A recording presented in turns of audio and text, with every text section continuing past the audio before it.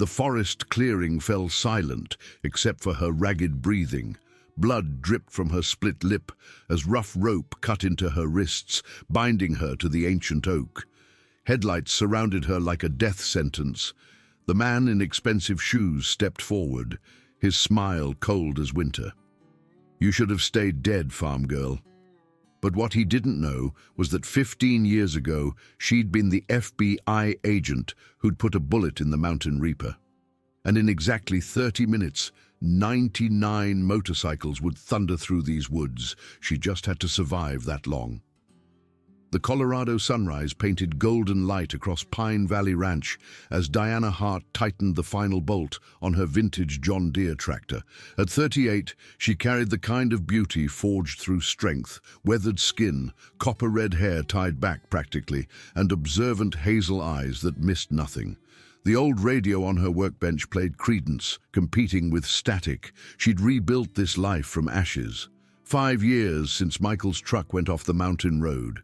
15 years since she'd officially died in that parking garage explosion. Agent Victoria Hayes was supposed to be dead, buried under a false gravestone, while Diana Hart lived quietly on 50 acres of good Colorado land. The radio shifted to news. Another property sold to Summit Holdings this week, the 7th acquisition in Miller County in 3 months. Her phone rang. Walter Hayes, the retired marshal who'd become her adoptive father through witness protection. His gravel voice filled the line. "Morning, sunshine. You coming to town today? Betty's got those apple pies you like."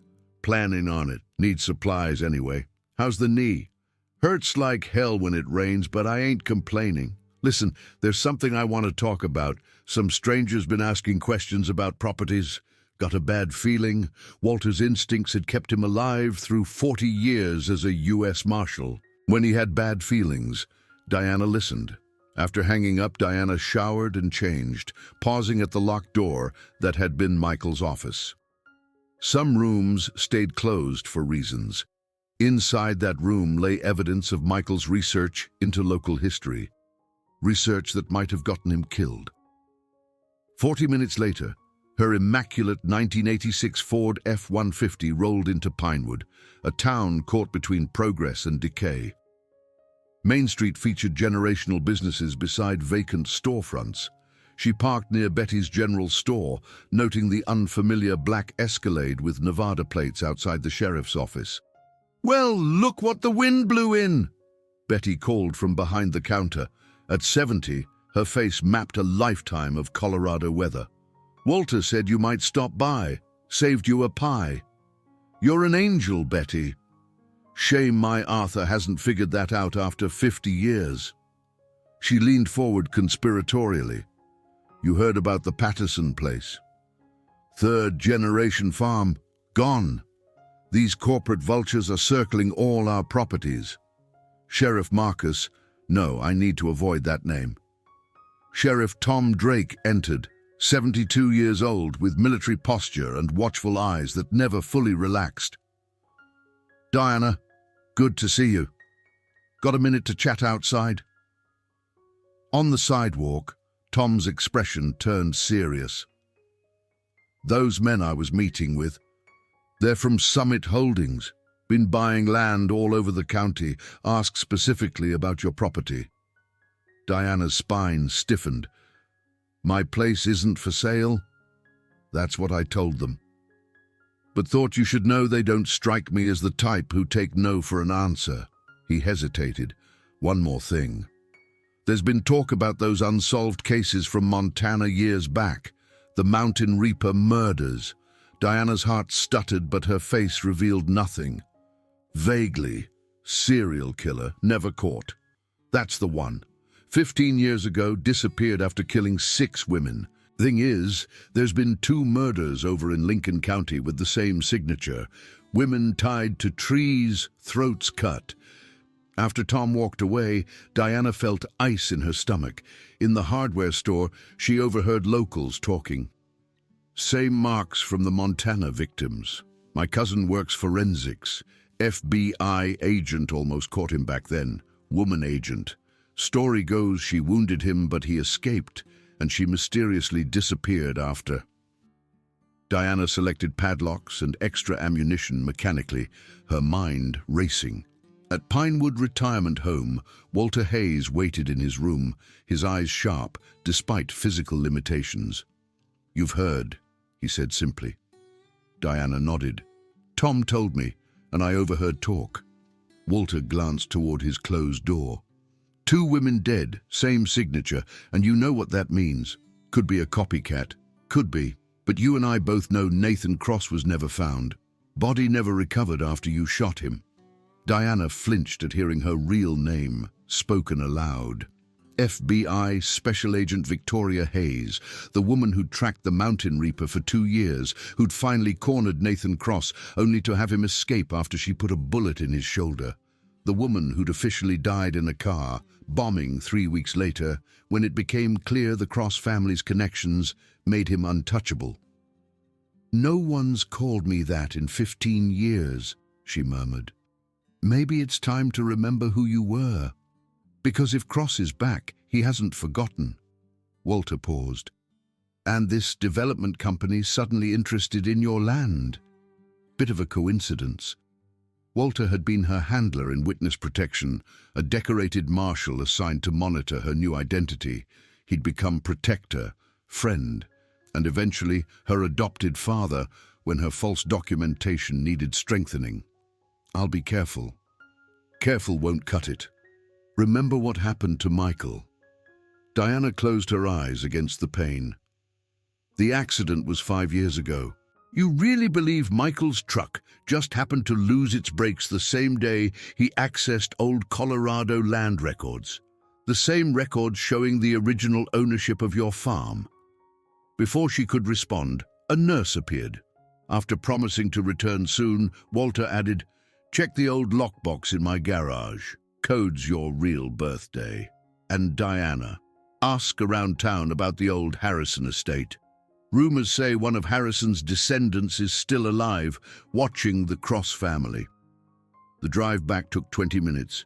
When Diana crested the final hill, the black Escalade sat in her driveway. 3 men waited beside it. Diana parked and stepped out, posture casual but senses alert. The tallest man smiled, extending his hand. "Ms. Hart, I'm Vincent Kane, Director of Acquisitions for Summit Holdings. Hope you don't mind us stopping by." Kane looked mid-40s, tailored suit and confident smile. The 2 men flanking him were clearly security. Thick necks, watchful eyes, telltale bulges under their jackets, indicating concealed weapons. She didn't take his hand.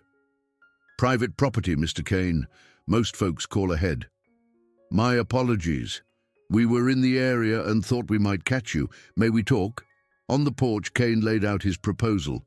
3 times market value, cash offer, option to remain in the house up to a year. "That's generous. But Pine Valley Ranch isn't for sale." Kane blinked. "Perhaps you misunderstood the figure." "I understood perfectly.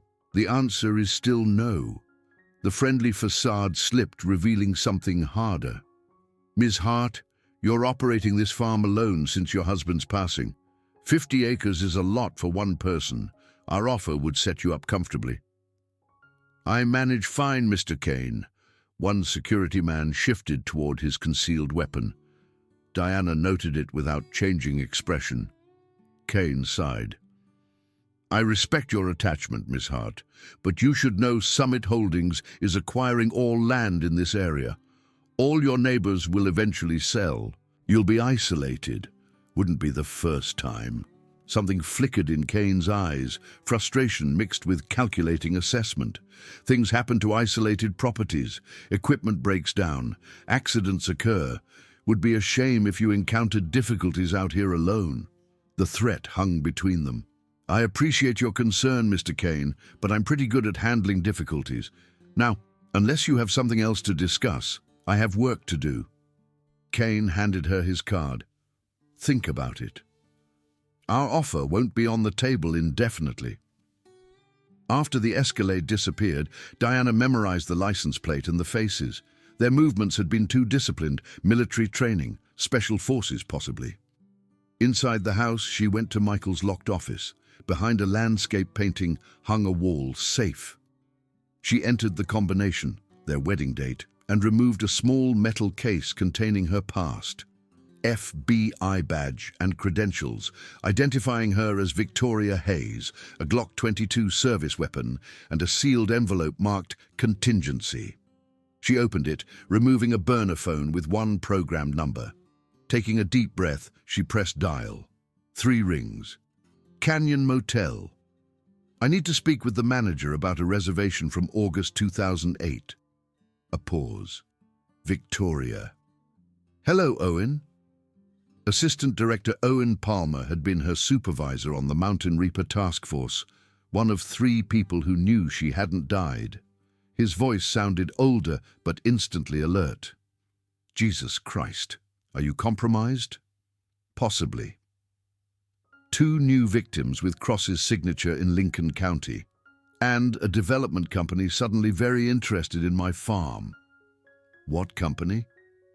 Summit Holdings. Director of Acquisitions is Vincent Kane. Former military, I'm guessing Special Forces. Owen's sharp intake confirmed her suspicions. Vincent Kane was dishonorably discharged from Delta Force in 2010. Allegations of torture during interrogations. Dropped off the grid afterward. Could be coincidence. You don't believe that? Listen carefully. Lucas Cross, Nathan's younger brother, established a development company 5 years ago. Started in Arizona, moved operations to Colorado last year. The timing aligned with Michael's death. What do you know about the new victims? Not much officially. Bureau isn't involved yet, but both women in their 30s, physically similar to Cross's previous victims, and to you. After arranging secure communication protocols, Owen hesitated. Victoria, you should consider extraction. We can relocate you again. No. I'm done running. This ends here. Diana removed the false bottom from her case, revealing documents on Nathan Cross and his family. The Crosses had built their fortune in real estate development, beginning with Lucas and Nathan's grandfather in the 1960s. Their projects often involved acquiring large tracts of land through questionable means.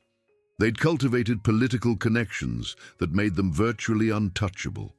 Nathan, the eldest son, had been the golden boy, Harvard-educated, charismatic. Few suspected the darkness driving him to abduct, torture, and murder 6 women across Montana between 2006 and 2008. Victoria Hayes had been the agent who connected the victims, identified the pattern, and eventually tracked Cross to an abandoned hunting cabin. The official report stated Cross escaped after a brief firefight. What it didn't mention was that Victoria had shot him, watched him fall into the river below, seen the current carry him away. 3 weeks later, Victoria Hayes died in a car bombing, and Diana Hart was born. She met Michael 3 years later, fell in love, married, began to believe she might have a normal life, until Michael died in a brake failure accident on a straight stretch of county road. The next morning, Diana drove to Walter's house in town. In the detached garage, she found the lockbox hidden beneath floorboards. The combination revealed contents that made her breath catch. Walter had prepared for this thoroughly. Inside lay a Colt Python .357 revolver, immaculately maintained with ammunition, a stack of cash, 20,000 in hundreds, 3 identification packages with credit cards, a satellite phone, and a handwritten note. Victoria, if you're reading this, the past caught up. The revolver was my service weapon for 40 years. Never failed me. The IDs will get you across borders if needed. But before you run, remember what we discussed. Sometimes the best defense is a good offense. Call the number in the phone. Grizzly knows nothing about your past but owes me his life twice over. He'll help without questions. Trust him like I do. P.S. Your FBI marksmanship training might come in handy. The Remington 700 is in the wall safe behind the workbench. Diana found the wall safe, revealing a disassembled Remington 700 sniper rifle with scope. She'd been one of the top marksmen in her FBI class. She pocketed the satellite phone and Colt Python. The rifle case went in her truck. By evening, she'd installed security cameras at strategic points, motion sensors along the perimeter, and staged emergency supplies in the root cellar beneath the barn. She arranged to meet Sheriff Tom Drake at Clara's Diner, a throwback establishment that hadn't changed since 1985. Tom was waiting in a back booth. "Got you one too? Black, right?" Diana slid into the booth. "You remembered.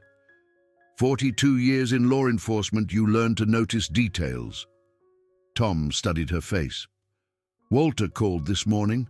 Said I should watch your back. Want to tell me what's really going on?" Diana hesitated. Tom had been sheriff for 15 years, had known Walter even longer. If Walter trusted him, perhaps she could too. "What do you know about Summit Holdings?" Tom grimaced. "Corporate vultures, been buying land across 3 counties, planning some luxury resort development. Their permits check out, but something feels off. The men with Kane, you notice anything unusual? Military bearing, situational awareness beyond typical security." Tom leaned forward. "What are you not telling me, Diana?" she sighed. "You mentioned the Mountain Reaper killings yesterday. What if I told you there might be a connection between those murders and Summit Holdings? I'd say that's one hell of a stretch, unless you've got evidence." "Not evidence. Not yet. But the timing of these land purchases, the new murders, it's too coincidental." Tom sat back, troubled. "You know something about the Mountain Reaper? Something not in official reports." Diana met his gaze. "I can't say more right now. But I need information on Summit Holdings, their personnel, their land purchases, any local connections." Tom nodded slowly. "Walter said you'd need access to county records without leaving a paper trail, said to tell you I'm on board." Relief washed through Diana. "It means he trusts you completely, and so do I." Enough to tell me why Summit's acquisition director asked if Diana Hart had any relatives in Montana, or why he seemed particularly interested in when you moved here. Diana felt her blood turn cold. "He asked about me specifically?" "After our meeting yesterday. Very casual, but there was nothing casual about how he watched for my answer." "What did you tell him?" "That I didn't know much about your background before you married Michael." "Which is true enough." Tom's weathered face showed concern. "You in some kind of trouble?" "Not yet, but I might be soon." Her phone rang, Owen's number. "I need to take this." Outside, Diana answered. "What have you got?" Lucas Cross purchased 17 properties in Colorado in the last 6 months through Summit Holdings. Most were straightforward, but 3 involved pressure tactics, vandalism, threats, 1 mysterious fire. Targeting farms specifically, properties with historical significance, all existed prior to 1940. Diana frowned. "That can't be coincidental. There's more." Vincent Kane assembled a team of at least 10 former military personnel. Most have questionable service records. A private army, essentially. And Diana, Nathan Cross. No confirmed sighting since you shot him. But Lucas made monthly visits to a private medical facility in Switzerland between 2008 and 2010. Facility specializes in reconstructive surgery and rehabilitation. Nathan survived. Hospital records suggest ongoing treatment for a patient with gunshot trauma and extensive reconstructive surgery. Patient's name redacted, but the timing fits. After ending the call, Diana sat in her truck, mind racing. The puzzle pieces were aligning. What was Summit really looking for? Why target her farm specifically? She needed the ally Walter had recommended. The number connected to a gruff voice. "Grizzly. My name is Diana Hart, Walter Hayes's daughter. He said you might be able to help." A pause. "Walter's girl. The one who runs Pine Valley Ranch." "Yes." If Walter said to call, it means the situation's serious. It is. Crossroads Bar on Highway 20, 9 o'clock tonight. Come alone, but be careful. The Crossroads Bar stood weathered and welcoming, its parking lot filled with a dozen Harley-Davidson motorcycles arranged in neat formation. Diana parked at the far end, checking her surroundings before exiting.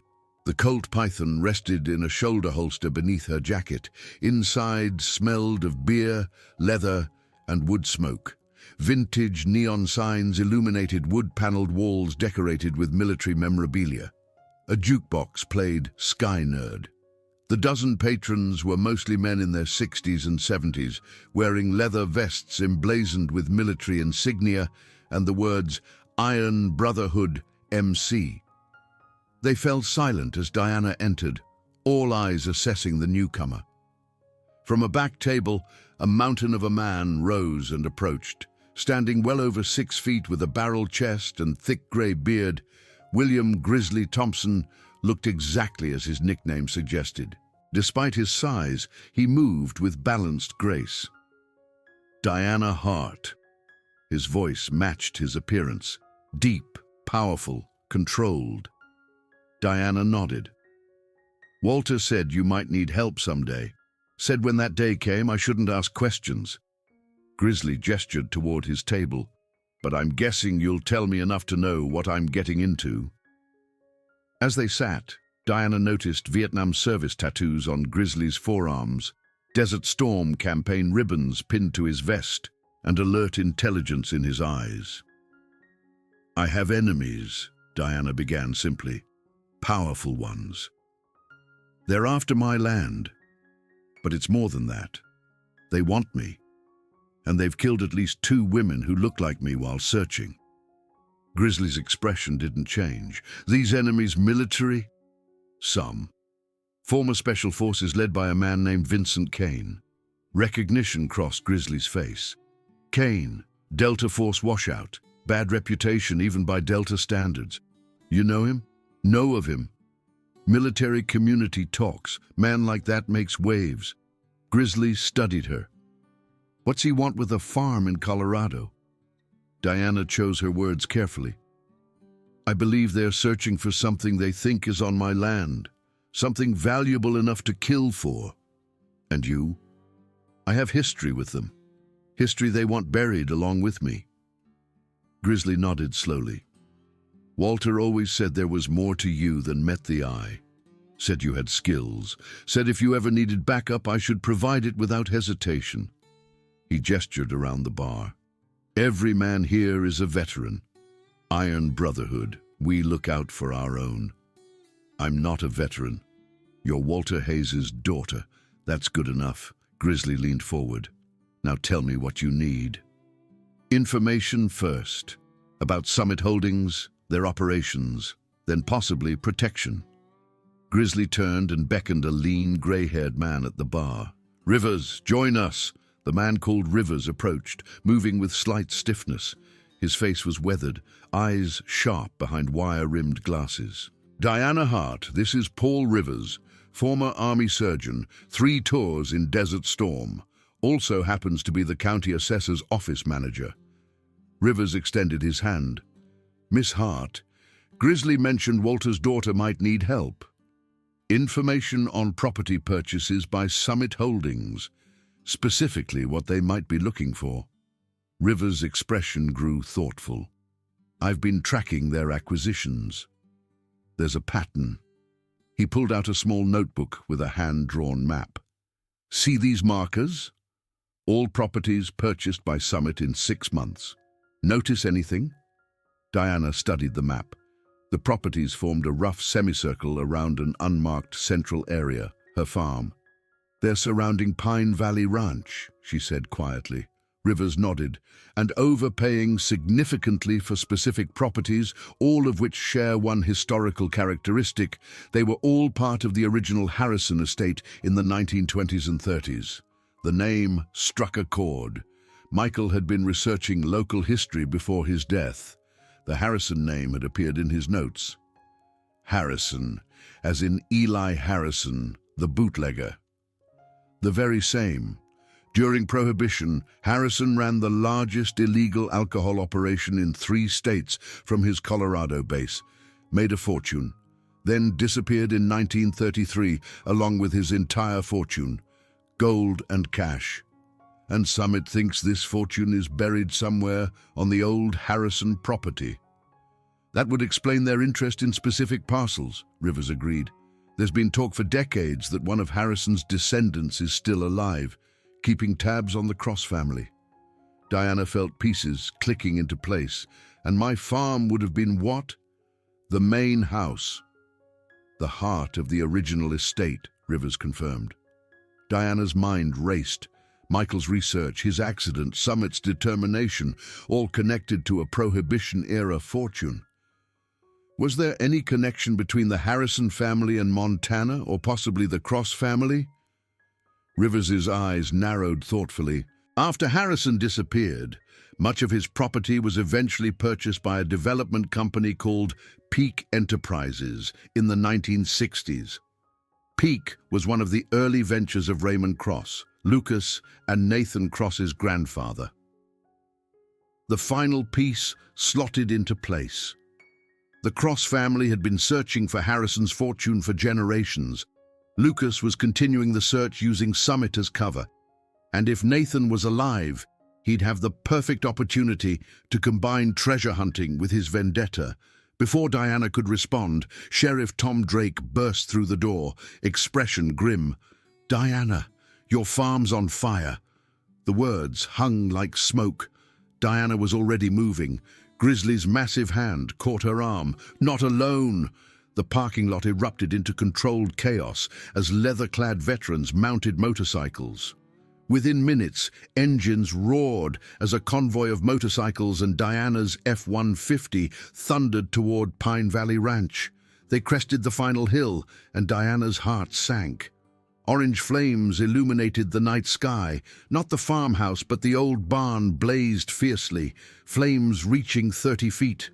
2 county fire trucks were already battling the inferno. Diana parked and ran toward the closest firefighter. "Anyone check the house?" Clear. No forced entry. Barn was fully involved when we arrived. Anonymous 911 call. Of course. Diana scanned the darkness beyond the fire's glow, searching for watchers.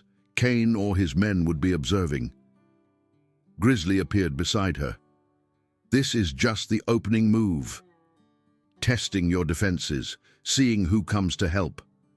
The barn collapsed with a thunderous crash, sending sparks skyward. While the Iron Brotherhood established a protective perimeter, Diana walked the property edge with Grizzly and Tom, explaining what she'd learned at the Crossroads bar. "Eli Harrison's lost fortune," Tom said. "Local legend says it could be worth millions today." "It's not just about treasure," Diana said quietly. "Not for the Crosses. This is personal too." She hesitated, then made a decision. "Tom, there's something you should know.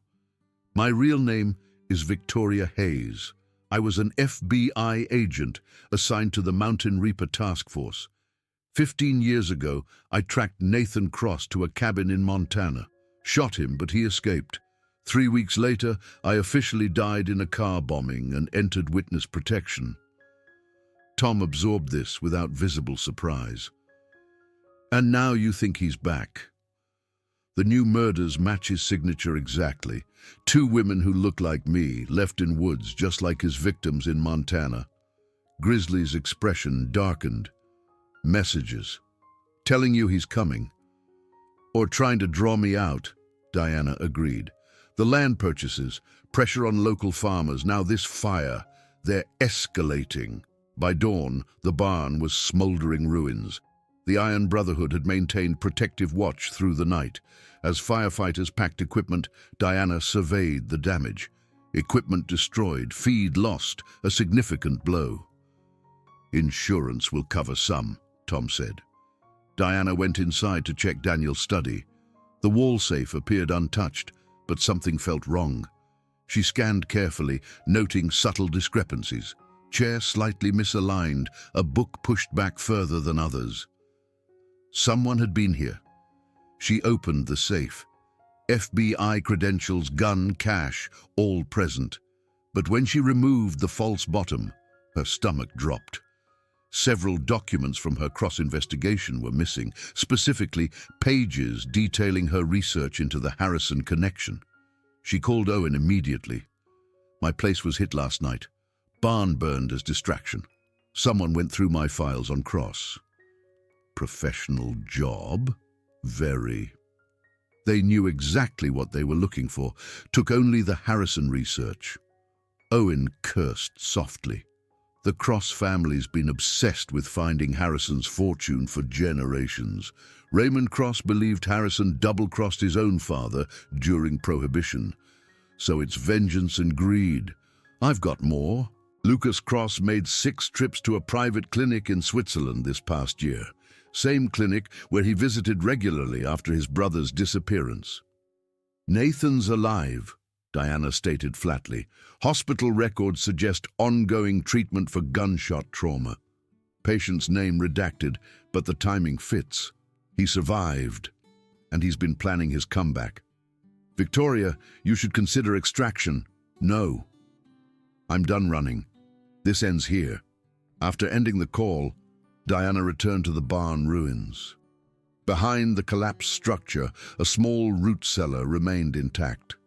Inside, she retrieved a waterproof case containing Michael's research materials. His notes on Harrison were extensive, including maps and theories about where the fortune might be hidden. One page caught her attention, a survey map from 1932 showing a complex tunnel system beneath the original Harrison mansion. Tunnels perfect for moving illegal alcohol during Prohibition or hiding a fortune. She photographed the key documents, then resealed the case. If Summit was searching for these tunnels, they now had an advantage. But they still needed access to her property for a thorough search, which meant she still had leverage. Back at the house, Diana found Grizzly and Tom waiting with Rivers. "They'll be back," Grizzly said. "Fire was just the beginning." "I know, which is why I need to visit Walter. Now." 20 minutes later, Diana's truck followed Grizzly's Harley toward Pinewood Retirement Home. 2 more Iron Brotherhood riders escort behind. Walter was waiting in the small garden, wheelchair positioned to catch morning sun. His eyes took in the motorcycle escort with raised eyebrows. "Making new friends, I see. Your old friend Grizzly sends his regards." Frank nodded toward the bikers. "Iron Brotherhood. Good men." His expression grew serious. "Tom called, told me about the fire. It's starting, Dad. Just like you warned." Walter glanced around before speaking softly.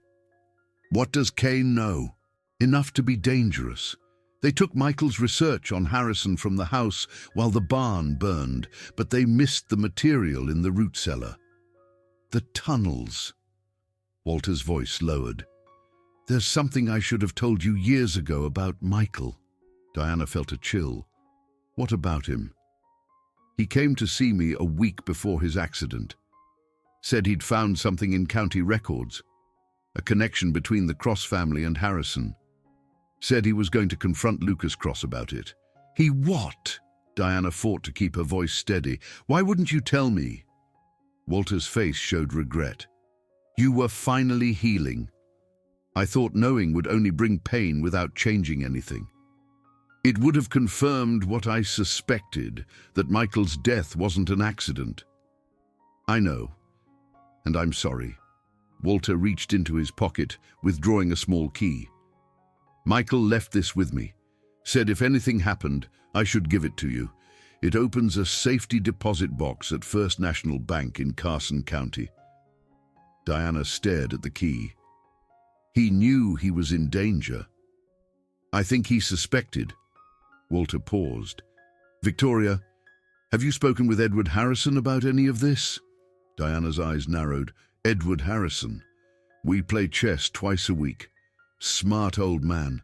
Knows more about the Harrison Cross history than anyone alive.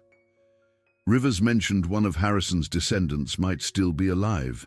Edward keeps his cards close, but he's got his own history with the crosses from what little he's let slip. The bank in Carson County was 40 minutes away. Tom agreed to meet them with proper identification. Grizzly insisted on providing escort, positioning riders ahead and behind Diana's truck. First National Bank occupied a solid brick building on Main Street.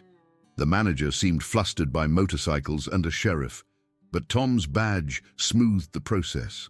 The safety deposit box contained a single envelope sealed and marked in Michael's handwriting. For Diana, if necessary. In the private viewing room, Diana opened it with steady hands.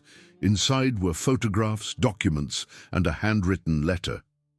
Diana, if you're reading this, my suspicions were correct. I've uncovered something dangerous, something people might kill to keep hidden. While researching our farm's history, I discovered evidence that Eli Harrison didn't just disappear in 1933. He was murdered by Raymond Cross, who then spent decades searching for Harrison's hidden fortune. The Cross family built their empire on this secret.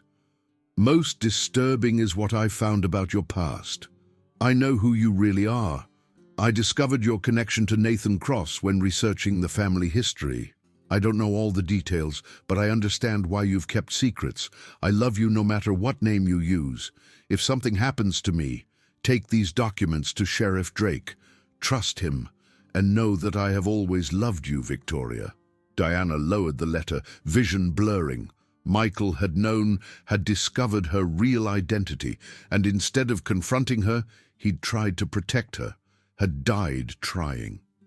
The other contents included property records showing the Cross family's systematic acquisition of former Harrison properties over decades, news clippings about Raymond Cross's business empire, and financial records showing millions in unexplained transactions, consistent with money laundering. Tom whistled softly, reviewing the documents. This is enough to launch a federal investigation. And enough to get Michael killed, Diana said quietly. We should get these to the FBI immediately. Diana shook her head. Not yet. Nathan Cross evaded justice for 15 years, despite the Bureau's best efforts. The moment we involve federal authorities, he'll disappear again. And Lucas will have lawyers delaying any investigation for years. So what's the play? Grizzly asked. We use their obsession against them. They want access to my farm to search the tunnels for Harrison's fortune. So we give them what they want. On our terms. Back at the farm, Diana outlined her plan. It was audacious, dangerous, relied on perfect timing. But if successful, it would end the threat permanently. You're using yourself as bait, Tom objected. It's the only way to end this. He won't stop. More women will die unless we stop him now. You'll need more than just Iron Brotherhood, Grizzly said. I can call chapters from 3 states. Maybe 100 riders here within 48 hours. And I can deputize a few men, Tom added reluctantly. Rivers adjusted his glasses. If Michael's research about tunnels is accurate, there are at least 3 entrance points outside the main house. They'll be watching, Grizzly pointed out. How do we prepare without tipping our hand? We don't, Diana said simply. We let them see exactly what we want them to see. Over the next 2 days, Diana made it obvious she was shaken. Filed reports, appeared vulnerable when in public. Meanwhile, Iron Brotherhood reduced their visible presence. Behind the scenes, a different story unfolded. Grizzly's calls brought promises from veteran clubs in Wyoming, Utah, and New Mexico. Tom briefed trusted deputies, and Diana systematically prepared her property, placing sensors and cameras at strategic locations. On the evening of the second day, Vincent Kane made his expected move. His Escalade pulled up just as dusk fell. This time he came alone. Diana met him on the porch, shotgun visible but not threatening. Miss Hart, Kane nodded politely. I was sorry to hear about your barn. Terrible accident. We both know it wasn't an accident. He smiled thinly. In light of recent events, Summit would like to revise our offer. We're prepared to double our previous figure. That's generous.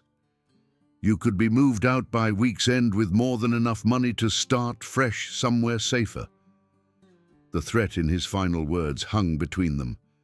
Diana leaned against the railing, projecting resignation.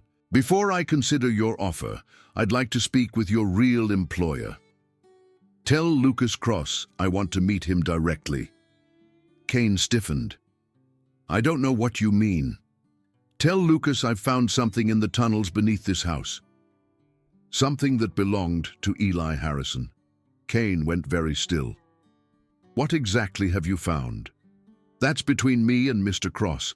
Tomorrow night, 8 o'clock. He can bring 2 men, no more. After Kane departed, Grizzly emerged from inside. He'll come, but not just with Lucas. I'm counting on it, Diana said grimly. The next morning, she drove to Pinewood with Grizzly following. Walter was waiting, face showing concern when Diana explained her plan. It's too dangerous. Nathan Cross is a psychopath, which is exactly why we need to end this now. Walter studied her face, then sighed. He reached beneath his wheelchair, withdrawing a small package. Take this. It belonged to your mother, my wife. Diana unwrapped it, revealing a silver locket. Inside was not a photograph, but a small key. Gun safe in my garage, behind the false wall. You'll find something that might help tonight. By noon, Iron Brotherhood from neighboring states had begun arriving, gathering at prearranged locations. Rivers converted his garage into operations center with maps pinned to walls. Tom and his deputies reviewed the plan. Diana spent the afternoon making final preparations. She called Owen with an update, ignoring his pleas for extraction. This ends tonight, Owen, one way or another. At 6 o'clock, Diana positioned herself on the porch, visibly alone, nursing whiskey as darkness fell. In reality, Grizzly and 3 Iron Brotherhood were inside, armed and vigilant. 2 deputies concealed themselves in the tree line, and 50 yards away in dense woods, Walter's Remington rifle waited in the hands of Paul Rivers, whose steady surgeon's hands made him the group's best marksman. The remaining Iron Brotherhood, now numbering close to 90 riders, waited at staging areas, engines off, radios silent, prepared to move on Grizzly's signal. At precisely 8 o'clock, headlights appeared. Not Kane's Escalade, but a sleek Mercedes SUV flanked by 2 Jeep Wranglers. Diana remained seated, shotgun across her lap, as vehicles parked. Kane emerged first, scanning with professional thoroughness. 4 men in tactical gear exited the other Jeep, spreading to establish perimeter. Only when they signaled clear did the Mercedes door open. Lucas Cross stepped out first. In his early 50s, he had the polished appearance of old money, expensive suit, styled silver hair, confident bearing. He surveyed the farmhouse with disdain before turning to assist the second passenger. Diana's blood turned to ice as Nathan Cross emerged. 15 years had changed him. The handsome face she remembered had been altered by surgery. The right side drooped slightly, nerve damage perhaps. He moved with a pronounced limp, supported by an ornate cane, but his eyes remained unchanged, calculating, void of empathy. Victoria Hayes, Nathan called, his voice carrying clearly. Or do you prefer Diana Hart these days? So good to see you again. Diana rose slowly. Nathan, you look different. He laughed without humor. Yes, a bullet to the shoulder followed by a 100-foot fall into a freezing river will do that. But here we are, both survivors. Why the theatrics? The murdered women? Why not come for me directly? And miss watching you squirm? Besides, my brother's business interests aligned perfectly with my personal agenda. Lucas stepped forward. Ms. Hart, or Agent Hayes, Kane tells me you found something of interest in the tunnels. I've located one of Harrison's caches, but before I show you, I want assurances. You're hardly in position to negotiate. Diana smiled thinly. Actually, I am. Because what I've found isn't just Harrison's gold. It's evidence of how your grandfather murdered Eli Harrison and stole his operation. Right now, copies of everything are with my attorney, to be released to federal authorities if anything happens to me. Show us, Lucas demanded. First, your word that once you have what you want, you'll leave. No reprisals. Lucas nodded impatiently. Fine. Now take us to the tunnels. Diana led them toward the barn ruins, where the root cellar entrance lay partially concealed by debris. She moved deliberately slowly, giving Grizzly and others time to track movements. The cellar's heavy doors lay open, revealing stone steps descending into darkness. Kane insisted on going first, flashlight and pistol drawn. The Cross brothers followed with Diana behind them, two armed men bringing up the rear. The cellar was small and ordinary, rough stone walls, dirt floor, empty shelves. Kane searched quickly, finding nothing. There's nothing here, Lucas said accusingly. Diana moved to the back wall and pressed a specific stone. With a grinding sound, a section swung inward, revealing a narrow tunnel. Prohibition architects were clever, she commented. Harrison had escape routes throughout the property. Kane went through first, then Nathan leaning on his cane. Lucas hesitated before following. The tunnel extended 50 feet before opening into a larger chamber, clearly once used for storing illegal alcohol. Empty racks lined walls, ancient bottling apparatus sat covered in dust. Where is it? Lucas demanded. The gold, the evidence? Diana pointed to the far corner where a wooden chest sat half buried. There. But there's more. Another chamber beyond that wall with the main cache. While Lucas and Kane approached the chest, Nathan hung back, watching Diana with predatory eyes.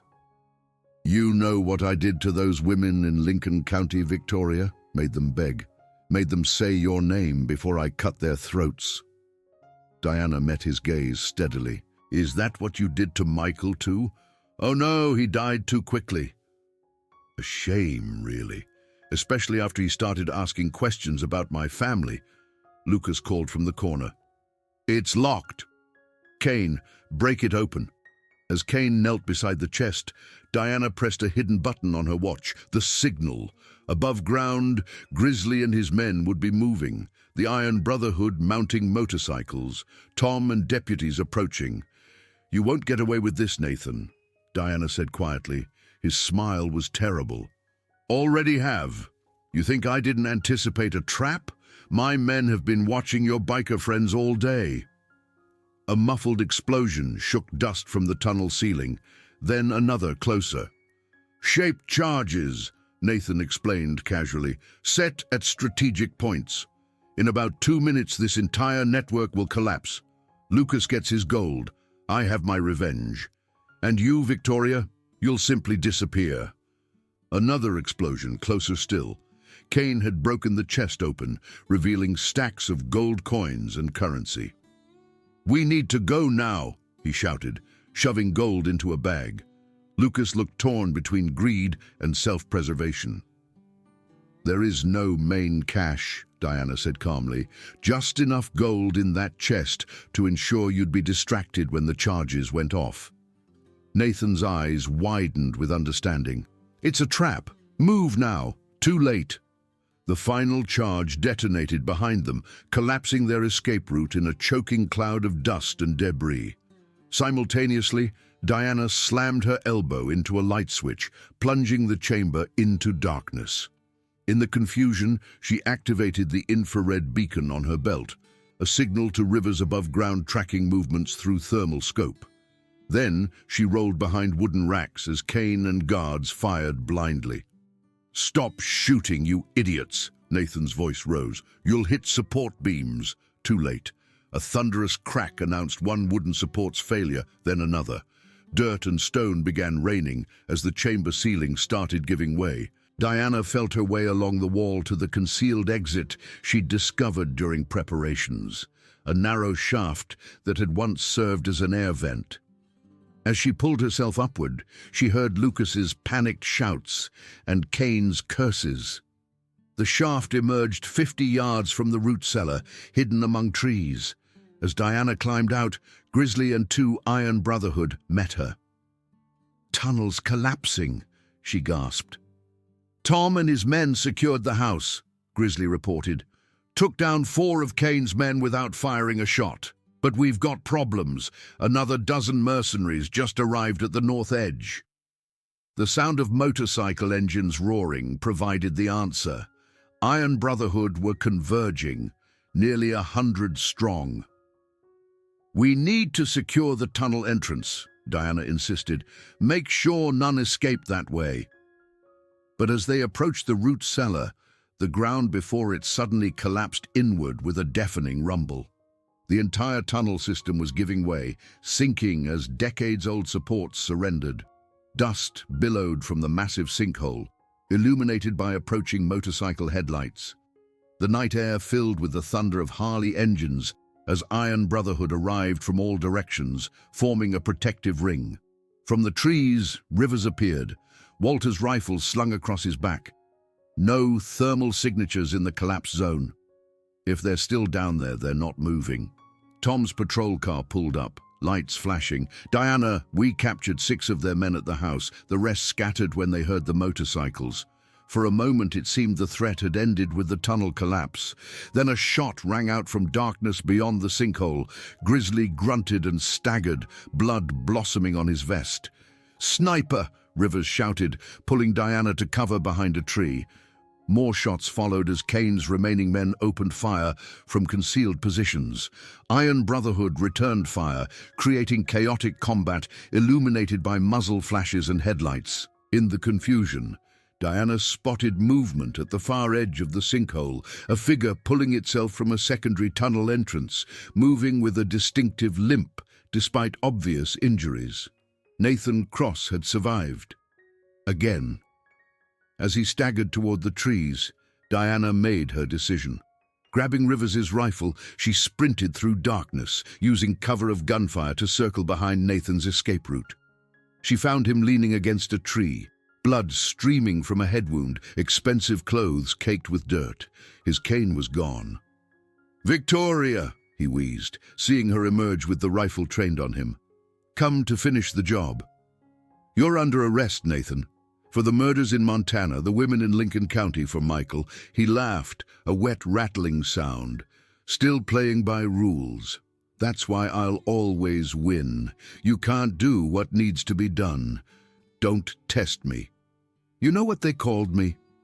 The Mountain Reaper. Because I could disappear. I'll do it again, Victoria. However this ends, I'll come back. I'll find you." Diana's finger tightened on the trigger. One shot.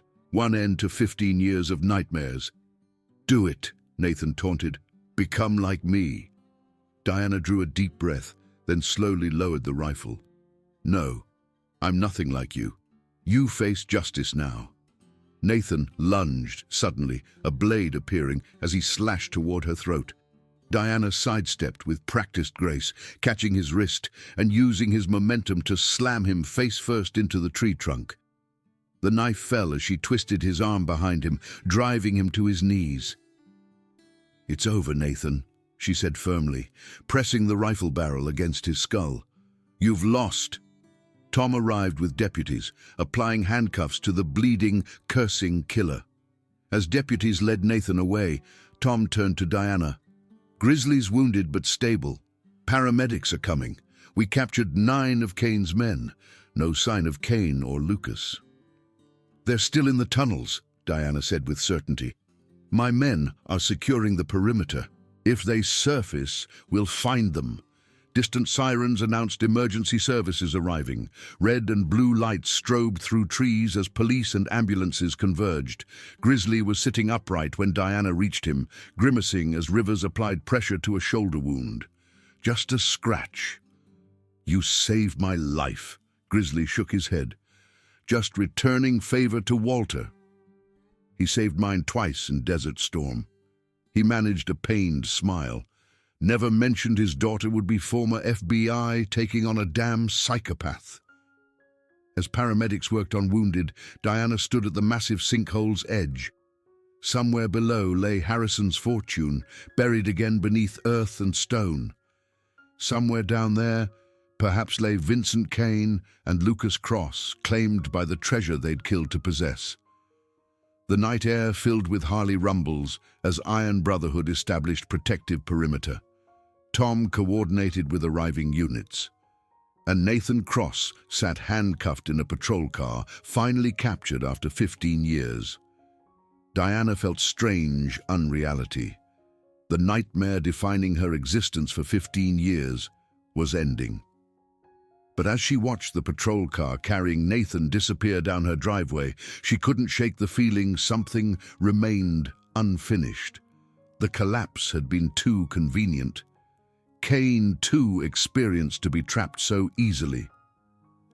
Dawn broke over Pine Valley Ranch, painting devastation in harsh clarity. The massive sinkhole created an unnatural wound. Yellow police tape encircled the property. County and state vehicles dotted the driveway. Diana stood on her porch, coffee warming her hands as she surveyed the aftermath. By noon, news vans would arrive. By evening, her real identity would be national knowledge. She should have felt relief. Nathan was in custody, being treated under armed guard. Yet something nagged at her consciousness. Tom approached, face haggard. State police finished processing the sinkhole. No sign of Lucas or Kane. They're bringing ground-penetrating radar. They're not down there, Diana said with quiet certainty. You think they escaped? I think Kane's too experienced to be trapped easily, and Lucas is too calculating to enter tunnels without knowing every exit. Her phone rang. Owen's number. I just got word Nathan's in custody. Is it really over? Not entirely. Lucas and Kane are unaccounted for. The Bureau's sending a team to transport Nathan to federal holding. I've pushed to make sure he doesn't slip away. Owen paused. But there's something else. We've been analyzing Summit's financial transactions. Evidence Lucas has been moving large sums to offshore accounts this past week, and he made 3 calls to a number associated with a private airfield outside Denver. He's planning to run. Flight plan filed for the Caymans, departing this morning. That's less than 2 hours from now. Can you get FBI to the airfield? Working on it, but jurisdiction issues are slowing things. Need a federal judge to sign off. I'm closer. I can be there in an hour. Victoria, wait for backup. I spent 15 years waiting, Owen. Not anymore. After briefing Tom, who offered to accompany her with deputies, Diana insisted, no sirens, no uniforms. If they see police, they'll accelerate or find another route. 20 minutes later, Diana's truck headed toward Denver, Tom riding shotgun. 2 unmarked vehicles followed at discrete intervals. The private airfield lay 30 miles outside Denver, hangars, and a single runway serving wealthy clients. As they approached, Tom received a call. Jets on the tarmac. Gulfstream G550, 2 SUVs, men with visible weapons. Diana slowed, turning onto a service road circling behind the airfield's main buildings. Through binoculars, she counted 6 armed men surrounding the Gulfstream. Heavily armed for a business trip, Tom commented. They know Nathan's in custody. They'll expect pursuit. Tom pointed to a fuel truck. That driver's been making the same circuit for 15 minutes. Diana focused binoculars on the truck's cab. That's not airport personnel. As if confirming suspicions, a black Mercedes emerged from a hangar, proceeding toward the jet. Through binoculars, Diana identified Lucas in the back seat. Beside him sat Kane, face bruised but bearing unchanged. There they are. Before Diana could respond, her satellite phone vibrated, an unknown number. Victoria Hayes. The voice was male, cultured, with age's tremor. Or Diana Hart, Frank Hayes' daughter, correct? Who is this? Someone who's been watching you for a very long time. Someone who can help you catch Lucas Cross and Vincent Kane. Diana's mind raced. Identify yourself. I'm at Pinewood Retirement Home. Your father is a resident there. Ice formed in Diana's veins. If you harm him, no harm will come to Walter if you listen. Lucas and Kane are about to depart with 60 million in gold and currency recovered from Harrison's tunnels. They'll escape unless you act now. I'm listening. There's an emergency access road on the east side, unmonitored. It will allow you to approach within 50 yards without detection. You have approximately 12 minutes. Why are you helping me? Let's just say I have a vested interest in seeing the Cross family pay for crimes spanning generations. The voice softened. Ask Walter about Edward Harrison next time you play chess. The line went dead. Diana stared at the phone. Edward Harrison from the retirement home. The man Dad plays chess with. I think he's Edward Harrison, Eli Harrison's grandson. The bootlegger's grandson still alive. Apparently with his own vendetta. She scanned the airfield. He mentioned an access road. Tom checked his map. East side. Maintenance access. Doesn't appear on public plans. Could be a trap or our only chance. Tom made his decision. I'll have deputies create a diversion at the main gate in 5 minutes. They drove to the access road, finding it secured by chain link with an old padlock. Tom made short work of it. They proceeded slowly, lights off, using terrain for concealment. From their new position, they could see the Gulf Stream clearly. The pilot had started engines. Lucas stood at boarding stairs in conversation with Kane. 4 guards maintained protective formation while 2 secured the perimeter. We're outgunned, Tom observed. We just need to stop that plane from taking off. Tom spoke into his radio. Moments later, a vehicle collision echoed from the main gate, followed by angry shouting. 2 perimeter guards moved toward the disturbance. Kane dispatched another. Now we're only outnumbered 2-1, Diana said grimly. She checked her weapon. Ready. Before Tom could answer, a high-powered rifle's crack shattered morning air.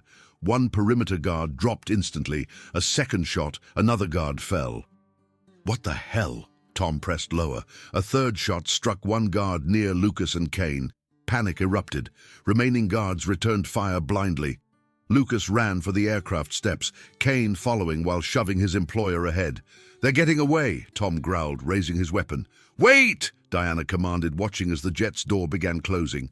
The 4th shot came as the door sealed, almost lost beneath engine roar. But the effect was immediate. The Gulf Stream, which had begun taxiing, suddenly veered sharply left, nose dipping as if the pilot had slumped forward. The aircraft careened off the taxiway, one wing striking a fuel truck with sickening metal crunch. Jet fuel sprayed from ruptured lines, igniting instantly. Fire engulfed the right side as it ground to a halt. Black smoke billowing. Jesus Christ, Tom breathed. Who's shooting? Diana was already moving, running toward the burning aircraft, weapon drawn. Heat intensified as she approached, flames climbing the fuselage. The emergency exit over the wing burst open. A figure tumbled out, clothes smoldering. Kane rolled to extinguish flames, then rose unsteadily, weapon still in hand. His eyes locked with Diana's across 30 feet of scorched tarmac. "Hayes!" he spat, raising his pistol. Diana fired first. 3 rapid shots catching Kane in chest and throat. He collapsed without another word. The aircraft's main door opened, revealing Lucas silhouetted against flames spreading inside. His suit was torn, face bloodied. In one hand, he clutched a metal briefcase handcuffed to his wrist. "Help me!" he shouted, coughing as smoke billowed. "Throw down any weapons!" Diana called, keeping her pistol trained. Lucas complied, tossing a handgun onto tarmac. The pilot's dead, shot through the windshield. Co-pilot's badly injured. "Come down slowly." He descended with difficulty, the heavy briefcase throwing off balance. "Who's shooting at us?" "I was about to ask you the same." Tom arrived, covering Lucas while Diana checked the co-pilot, finding him unconscious but alive. Together they extracted the injured man, dragging him to safety as fire spread. Lucas watched with anguish as the aircraft burned. $60 million, 15 years of searching. "The gold's in the plane?" Tom asked. "Most of it. This is just documentation, account numbers." Lucas lifted the briefcase slightly. 3 generations hunted for Harrison's fortune. "And you'll all pay for the lives that obsession cost," Diana said coldly. Lucas laughed without humor. "You think this ends with us?" "The Harrison fortune has destroyed everyone who came close for nearly a century." He glanced toward the burning aircraft. "Whoever's shooting understood that. They weren't trying to stop us. They were making sure the gold never leaves this field." Fire trucks and police were approaching, sirens wailing. Tom handed Lucas to first responding officers. The wounded co-pilot was transferred to paramedics. Through it all, Diana scanned surrounding area, searching for the sniper. No brass casings, no footprints, no witness. "Professional work," she told Tom after thorough search. "Military grade." Her satellite phone vibrated, the same unknown number. "Satisfied?" the voice asked when she answered. "Who are you?" "A ghost from the past. Someone who's been waiting a very long time for justice." The voice grew softer. "The Cross family stole more than gold. They stole lives, futures. They built their empire on blood." Understanding dawned. "You're Edward Harrison. In the flesh, or what remains of it, Eli Harrison was more than a bootlegger. He was a businessman, a visionary. Raymond Cross was his partner until greed consumed him. He murdered my grandfather, tried to steal the fortune, spent decades searching. And you've been watching all this time. Raymond died before I could exact justice. His son died of natural causes, but his grandsons continued the tradition. Nathan with his killings, Lucas with his ruthless practices. You could have gone to authorities. The Crosses owned the authorities. Money buys influence. No, this required patience. The phone call about Walter, a necessary deception. Walter Hayes is safe. In fact, I've had illuminating conversations with him over recent months. Remarkable man. You've been talking to my father. We play chess Tuesdays and Thursdays. Excellent tactical mind. He speaks highly of you, though he calls you Diana. A pause. You should know I never intended for anyone innocent to die. The fire was regrettable, but necessary. The line went dead. Diana drove at dangerous speeds to the county hospital where Nathan was being held. Her mind divided between Edward Harrison's revelations and the undefined situation. The hospital's main entrance was blocked by police vehicles. Medical staff stood in clusters. Tom met Diana at a side entrance, face grave. "What's happened?" "Nathan's demanding to speak with you. Says he won't say another word to anyone else." "That's it?" Tom's expression darkened. "No. He has a hostage, nurse checking his vitals. He somehow got a scalpel." Diana closed her eyes briefly. "Of course he did. SWAT's 15 minutes out. FBI negotiator maybe 30. He'll have killed her by then," Diana said with certainty. "He's not negotiating. This is his last move in our game. You don't have to go in there. This is what I was trained for, Tom." Diana checked her weapon, then handed it to Tom. "He'll demand I come unarmed. Have your men ready, but no heroics." Nathan sat up in bed, right hand holding a surgical scalpel to a terrified nurse's throat. His left arm was handcuffed to the bed rail. 2 deputies stood helplessly near the door. "Victoria," Nathan smiled as Diana entered. "How kind of you to join us." "Let her go, Nathan. On the contrary, she's integral to our final conversation." He pressed the scalpel slightly, drawing a thin line of blood. "Tell the deputies to leave." Diana nodded to deputies who reluctantly withdrew. There. Privacy at last. Nathan's voice had the same chilling calm from 15 years earlier. "Did you think capturing me was the end? What do you want?" "I want what I've always wanted, Victoria, to finish our game." His gaze piercing, fixed on hers.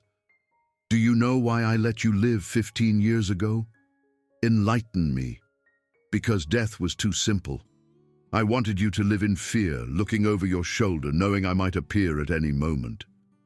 His smile widened, and it worked beautifully. And now? Nathan shifted attention to the nurse. "What's your name, dear?" Amanda," she stammered. "Pretty name. Tell me, Amanda, do you know who this woman really is? She's not just some farmer's widow. She's a former FBI agent hiding for 15 years. The nurse's eyes darted to Diana. "You see, Victoria, that's your fundamental weakness. You care about people like Amanda. It makes you vulnerable." Nathan increased pressure, drawing more blood. "Now here's what's going to happen. You're going to help me walk out of this hospital. In exchange, Amanda lives." "That's not possible, Nathan. The building's surrounded. Details we'll address once we're meeting. Her life for my freedom." Diana stepped closer, measuring each movement. "And if I refuse?" "Then poor Amanda experiences firsthand what I did to those women. I'm quite skilled with blades." The nurse whimpered. "It doesn't have to end this way, Nathan," Diana said softly, taking another step. "There's no escape. There's always an escape for those willing to pay the price." Nathan's expression hardened. "Enough. Either you help me or Amanda dies screaming. Choose now." Diana's gaze shifted to medical equipment behind Nathan's bed, heart monitor, IV stand, emergency call button just beyond his reach. "All right," she said, voice resigned. "I'll help you. But you release Amanda first." Nathan laughed. "Do I look that stupid?" "She stays until we're clear. Then I need to come closer to help you up." Nathan studied her suspiciously, then nodded. Slowly. Diana approached with deliberate caution. As she reached the bedside, she noted the handcuff securing Nathan's left wrist. "We'll need this off. Deputies will provide the key." As Diana leaned forward to adjust his position, she deliberately knocked over a water cup, sending it splashing across Nathan's lap. He flinched instinctively. In that moment, Diana struck. Her right hand shot out, gripping Nathan's wrist and slamming it against the bedrail, while her left hand pushed the nurse away. The blade slashed across Diana's forearm, drawing blood but missing anything vital. "Run!" Diana shouted. Nathan roared with rage, slashing wildly as Diana maintained her grip. They grappled in deadly contest, his blade seeking vulnerable flesh, her trained hands working to disarm him. The door burst open as deputies rushed in. "FBI, freeze!" In the chaos, Nathan made a final desperate move, twisting the scalpel toward his own neck. "You don't get to win," he snarled. Diana's hand clamped down on his wrist with superhuman strength, stopping the blade centimeters from his throat. "No more deaths, Nathan. Not even yours. You face justice now." FBI agents swarmed, securing Nathan as Diana finally released her grip, blood streaming from her arm. Owen appeared at Diana's side as a doctor stitched her wound. "Always making my job harder. Hostage negotiation is supposed to be left to trained negotiators." "I am trained," Diana reminded him, "and I knew Nathan better than anyone." "Well, he's secure now. He'll never see outside a maximum security facility again." Owen squeezed her uninjured shoulder. "It's really over, Victoria." But Diana's mind had moved to the next challenge. "There's someone I need to see." Pinewood Retirement Home looked peaceful in afternoon sun. Diana found Walter in the common room playing chess with an elderly gentleman whose sharp blue eyes belied his fragile appearance. "Diana," Walter smiled, rising to embrace her. "You remember my friend, Edward Harrison?" Edward looked exactly as Diana had imagined, dignified, intelligent, with the bearing of old money. His hands rested on a carved wooden cane. "Ms. Hart," he nodded politely. "Or should I say, Agent Hayes, your father and I were just discussing your remarkable day." Diana's eyes shifted between them, noting their comfortable familiarity. "How much does Walter know about your involvement?" "Edward and I have no secrets," Walter said simply. "We've been planning this for months." Diana stared at her father in shock. "You knew about the Harrison connection? About Edward being the sniper?" I suspected from our first chess game. We recognized each other, Diana. Two old men with unfinished business, with skills most people wouldn't suspect we possessed.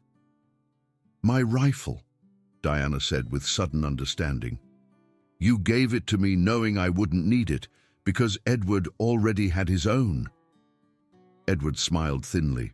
Your father was a remarkable sniper in his day, almost as good as I was during Korea. Some skills never quite leave us. You killed people at that airfield, Diana said accusingly. I eliminated threats, Edward corrected. Men who had aligned with those who murdered my grandfather, who would have killed you without hesitation. As for the pilot, he shrugged slightly, regrettable but necessary to ensure the gold remained lost. Some treasures extract too high a price. Walter reached for Diana's hand. We did what needed doing. What the law couldn't or wouldn't do. Just like you did with Nathan today. That was different. I captured him alive. And we ensured the Harrison fortune wouldn't destroy another generation, Edward replied. Different methods, same goal. Diana looked between these two old men, one her father, one a stranger who'd helped bring down the crosses, torn between law enforcement training and understanding. What happens now? She asked finally. Now, Edward smiled. I continue enjoying retirement, playing chess with Walter, watching birds. The authorities will find nothing connecting me to today's events. The rifle's at the bottom of a lake. My fingerprints aren't in any database. And you expect me to simply walk away? Edward's blue eyes held hers. I expect you to recognize that justice comes in many forms. The Cross brothers will spend their lives in prison. The innocent women killed have been avenged. Michael's death has been answered. And the gold that drove 3 generations to murder remains safely buried. Walter squeezed Diana's hand. It's over. Really over. What purpose would pursuing an old man in twilight serve? Before Diana could answer, Tom appeared. Thought I'd find you here. Just got word from the FBI. They've connected Lucas to 7 murders across 3 states. He'll never see daylight again. Tom nodded to Edward. Mr. Harrison, heard you're quite the chess player. Sheriff Drake, Edward acknowledged smoothly. Walter provides excellent challenge. Perhaps you'd care to join us sometime. Maybe when this case is finally wrapped. Tom turned to Diana. Speaking of which, the investigation at the airfield found no evidence identifying the sniper. No shell casings, no footprints. Case will likely go cold. His eyes met Diana's, conveying a silent message. He knew, or suspected, and was choosing to let it rest. Some mysteries are better left unsolved, Edward commented, moving a chess piece, particularly when the outcome serves justice. 3 weeks later, Pine Valley Ranch looked almost normal. The sinkhole had been filled, barn reconstruction begun, crime scene tape finally gone. Diana sat on her porch swing, watching sunset paint the sky in brilliant oranges and purples. Motorcycle engines announced visitors. Grizzly led 5 Harleys up the driveway. Evening, Diana, Grizzly called, his arm now free of sling but movements favoring his uninjured side. Evening, gentlemen. Diana gestured to the cooler. Beer's cold. Iron Brotherhood settled around the porch as twilight deepened. They'd become regular visitors, helping with repairs, becoming the extended family she'd never expected. Heard from Tom today, Grizzly mentioned casually. FBI's wrapping up. Seems your real identity might become public soon. Diana nodded. Owen warned me. Once Nathan and Lucas go to trial, the whole story comes out. You planning to stay or move on again? The question hung heavy. Diana looked out over her land, the fields she'd worked, the home she'd built with Michael, the community that had rallied to her defense. I'm staying, she said firmly. I'm done running. Diana Hart is who I am now, regardless of who I was before. Grizzly smiled, transforming his weathered face. Good, Iron Brotherhood would hate to lose our honorary member. As darkness fell, Grizzly prepared to leave. Before mounting his Harley, he handed Diana a leather vest with Iron Brotherhood insignia. Honorary membership comes with 99 brothers who'll come running whenever you call. Diana accepted the vest with genuine emotion. Thank you, Grizzly, for everything. After the motorcycles departed, taillights disappearing down the driveway, Diana remained on the porch, savoring the peace she'd fought so hard to preserve. Her satellite phone vibrated, Owen with updates. Tomorrow she'd drive to Pinewood to play chess with Walter and Edward, 3 people bound by secrets and justice served outside normal channels. Next week, she'd meet with contractors about converting part of her property into a training facility for women learning self-defense. But tonight, she simply existed in the moment, feeling truly free for the first time in 15 years. Victoria Hayes would always be part of her, the FBI agent who'd tracked a killer and survived. But Diana Hart was who she'd become, farmer, daughter, survivor, and now protector of a rural community that had embraced her. As a distant coyote howled at the rising moon, Diana remembered something Walter had told her years ago when she first entered witness protection. It's not about who you were, Victoria. It's about who you choose to become. Diana Hart hung the Iron Brotherhood vest on a porch hook and went inside, locking her door. Not out of fear, but out of simple prudence of a woman who had learned the true value of peace and would always remain vigilant to protect it.